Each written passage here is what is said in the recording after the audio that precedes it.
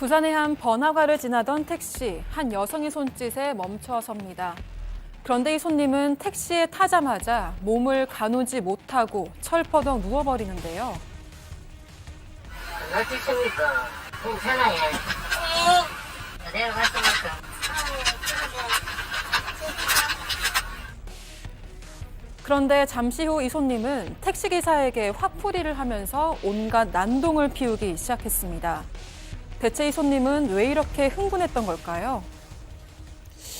자, 손님이 택시기사 폭행한 사건 저희가 잊을만 하면 이렇게 전해드립니다만 이번 제보 사건은 진짜 잠깐 맛보기로 영상을 보셨지만 역대급이에요. 네. 일단 이 사연은요, 부산에서 택시 운전하고 계신 60대 택시기사분의 따님이 사연을 보내주신 겁니다. 보신 것처럼 저희가 부산 서면의 번화가인데 거기에 새벽 시간대에 지난해 12월이었는데 여자 손님 한 분을 태웠다라고 합니다. 40, 50대 정도였다고 하는데 술에 많이 취했는지 택시에 타자마자 뒷좌석에 거의 쓰러지다시피 누웠고 가방 쏟아지고 난리가 났었어요. 그런데 가실 수도 있겠냐고 괜찮다고 해서 차를 일단 운행을 시작했는데 술에 취해가지고 목적지를 얘기를 못하는 겁니다. 어디 아파트 가달라고 했다가 어디 시장으로 가달다 계속 횡성수설대고 기사분은 이제 기사님은 목적지를 계속 묻다가 나중에는 손님이 막 혀가 하니까 이거 기사분 입장에서 당황했을 거 아니에요. 근데 되려 손님이 짜증을 내면서 드디어 이제 반말을 손님이 시작을 했습니다.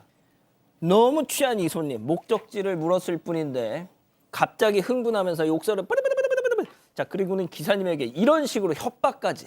체크포인트 짚어보죠. 야, 우리 조카 경찰인데 당시 택시 블랙박스 영상 직접 보고 오시죠.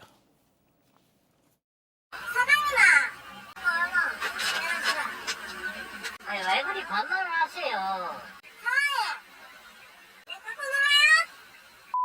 진짜 짜증나네.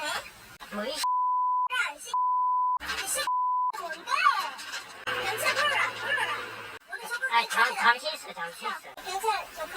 경찰 내가 갈게. 너무 재밌다. 어딨어? 못생긴 거. 이게 왜 이래요? 그래. 여기 보자. 왜 이래요? 오빠 왜 이래요? 아니, 이거 좀. 왜 오빠 왜 그래? 이래요? 내가 알아요? 이거 뭐 야, 도대체 박 변호사님, 만취입니다. 제가 만취. 영상 끝나자마자 무슨 대사를 쳤어야 되는데 네. 지금 뇌가 하얘졌어요. 아유와. 일단은 조카 경찰 얘기를 하잖아요. 예. 조카 경찰 높지도 않아요. 계급도 나오지도 않고 다 있어요. 경찰은 주위에 한 수십 명씩 다 아는 사람이 있는데. 건너 하면 다 있습니다. 아예 건널 것도 없어요. 경찰인 계급이 매우 높다고 한다 그것도 아니고 조카 경찰이야. 이거 사실 납득하기 어려운데 이게 만취한 것도 문제지만 시작 자체가 어디 시장 가자 이렇게 반말을 했던 것 같습니다. 그러니까 택시기사 입장에서는 반말하지 마세요. 그 정도 당연히 얘기할 수 있는 거고 그러니까 까부네 까불면 죽는다 그렇게 얘기하면서 못생긴 게 그러면서 내 조카가 경찰인데 어떻게 당신 그렇게 행동하느냐라고 반말조로 반복이 됐는데 논리적이지 않습니다. 왜냐? 만취했기 때문에요. 그래서 경찰 얘기하니까 조카 경찰 얘기도 하고 나중에는 급기야는 손을 깨뭅니다. 얼굴도 고집고요. 손을 깨물고 머리하고 옷을 또 마구잡기 쥐어 뜯기도 하면서 또 거기서 또 이상한 또 행동을 또 반복합니다. 예. 오빠가 갑자기 나와요. 나 그 좀 오빠가 갑자기 나오는 건 아니거든. 술 먹은 사람은 제가 논리적으로 설명할 필요는 없는데 오빠 왜 이래요?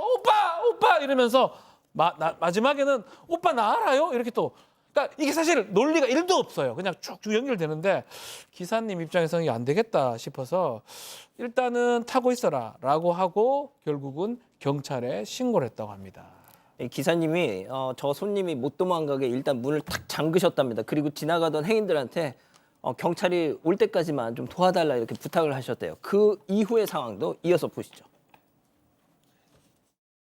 손님, 지금 제가 엄청 놀랐거든요.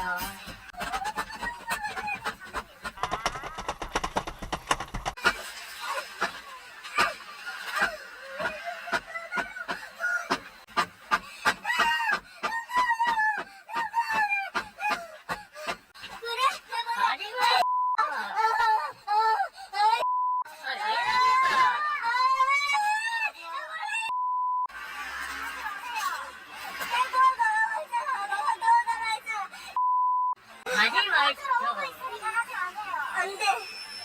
잘못해 말해. 잘못해 말해라. 한번 해보자. 해보자. 왜내 말 들어? 내가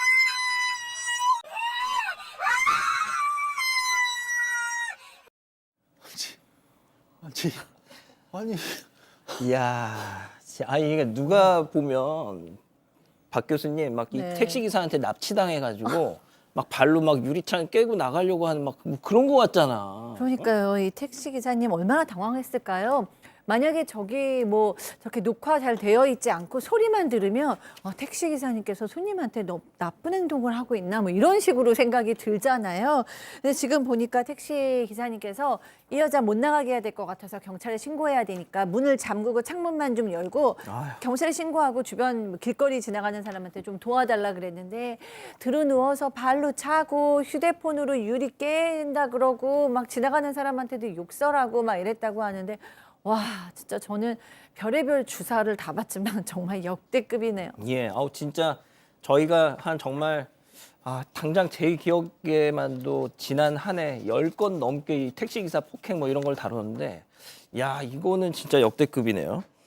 자, 그러면은 일단 경찰이 왔죠. 네. 경찰도 진짜 저 상황을 관리하기가 되게 애를 먹었겠어요. 네, 쉽지 않았습니다. 경찰이 차 문을 열었을 때도 손님은 그대로 앞에 엎드려서 일어날 생각을 하지 않고 꼼짝을 안 했다고 하고요. 결국 경찰이 강제로 잡고 택시에 끌어내리면서 상황이 좀 마무리가 됐습니다. 약 20분간 이어졌던 폭행과 난동이 종료가 된 건데요.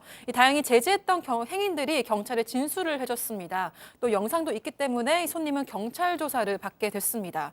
그런데 이 손님이 경찰 조사 단계에서부터 이미 변호인을 선임을 했었대요. 그래서 택시기사는 더 화가 나서 합의 이사가 없었고 법으로 처리를 하려고 했었습니다. 하지만 경찰 측에서 이 가해 손님이 두려움에 벌벌 떨고 있다 이런 이야기를 전달을 했대요. 그래서 결국 번호를 손님에게 알려주고 통화를 하게 됐다고 합니다. 아니 가해는 본인이 해놓고 벌벌 떨고 있다고요? 자, 아무튼 술 깨면서 정신이 돌아오고 나니까 그제서야 뭔가 좀 현실이 보였던 걸까요? 자, 이 피해 택시기사분한테 전화를 걸어서 이렇게 읍소했답니다. 통화 내용 직접 들어보시죠. 너무 죄송합니다. 제가 주부다 보니까 너무 제가 처음 있는 일이고 하다 보니까 너무 죄송합니다. 한 번만 좀 용서해 주십시오. 제가 너무 반성 많이 하고 있고 다시는 이런 일 없을 겁니다. 마음의 상처 많이 입으셨죠? 제가 기억이 너무 없어갖고 제가 그거는 나쁜 악의로 그런 건 아니고 제가 술을 너무 많이 취하다 보니까 일단 만나 뵙고 일단 사죄 드려도 되겠습니까? 야, 저게 박 변호사님 네. 처음 있는 일이면 진짜 심각한데요. 아닐 것 같아요. 제가 술을 좀 좋아하는 또 보는 입장에서 또 논리적이지 않아요. 계속 끝까지 오빠야 때부터 그랬지만 주부니까 이런 일이 처음이다. 납득하기 좀 어렵죠. 술에 취했다, 기억나지 않는다. 이 부분도 그렇고요. 상당히 만취한 모습이 있었는데 어쨌든 간에 우리 택시 기사님이 그나마 마음이 좀 좋았던 것 같아요. 이렇게 전화 오니까 그래 뭐 싸울 수도 없는 거고 뭐 화해하거나 사과를 받아야 되겠다 생각했는데 그 이후에 또 문제가 좀 발생했던 것 같습니다. 어떤요? 합의하거나 사과를 받아야 되는데 계속 이래저래 미뤘던 것 같아요. 본인이 있는 곳으로 오라고 했다가 또 몸이 안 좋으니까 다음에 좀 보자라고 했다가 독감에 걸렸다고 했다가 계속 미뤘고요. 결국 지난 월요일 날 만나기로 했었는데 돈이 없다는 또 말을 또 반복했다고 합니다. 근데 변호사는 지금 선임이 돼 있는 상황 아니겠습니까?